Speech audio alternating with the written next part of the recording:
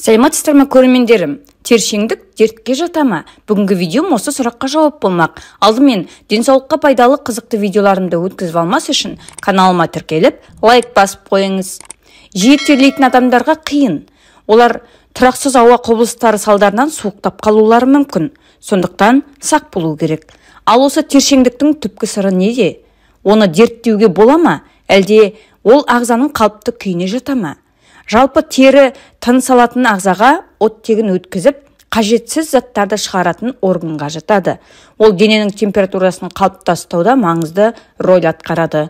Бұл терлеу арқылы іске асады. Яғни табиғи әсерлер кезінде адам денесі қызып терлейді, толғанғанда, стресске ұрынғанда да терлейді.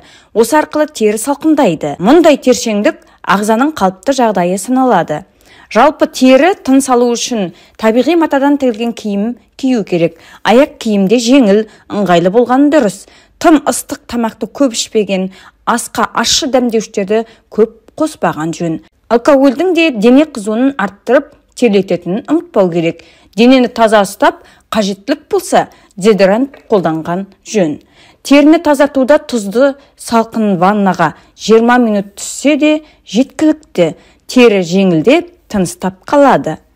Ал егерде бүкіл дене терісі бірден қатты терлейтін болса, ол қандай да бір аурудың себебінен болуы мүмкін.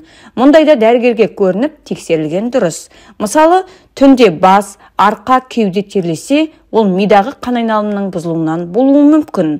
Ыстық шай, кофе, ащы дәмдеуіштер қосылған ыстық тамақ ішпей-ақ дене терлей берсе, ол да қандай да бір науқас кезіндегі ағзаның әлсіреуі себебінен болуы мүмкін.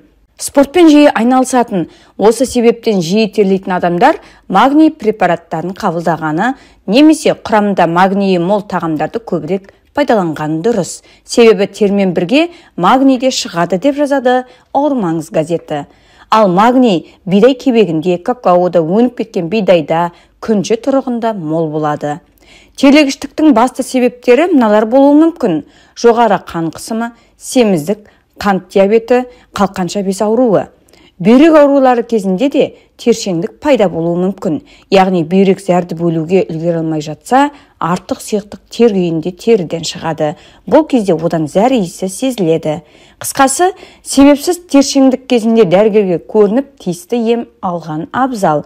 Осы орайда қажет еткендерге кеңес: егерде қолтығыңыз қатты терлеп жағымсыз иіс шығаратын болса, онда оған қарсы қолданылатын оңай бір тәсіл бар. Яғни кәдімгі ас тұзы мен ас содасын теңдей араластырып, қолтыққа жағыңыз. Ол бактерияларды жойып жібереді. Күші бір күнге дейін толық жетеді. Бұл жерде ескертетін жағдай: ас тұзы экстра болса жақсы. Немесе 6% сірке сумен немесе лимон шырынымен тең дәрежеде араластырып, сонымен қолтықты сүртіп алу керек. Әрине қолтық түгін қырып, жиі шайып тұру керек. Сондай-ақ синтетикалық матаның қолтықты қатты терлететінін, кейін қанша жуса да тер иісінен тазармайтынын ұмытпағайсыз. Бүгінгі видеом осындай. Видео ұнаса лайк басып пікір жазуды және достарыңызбен бөлісуді ұмытпаңыз. Келесі видеоға дейін сау болыңыздар.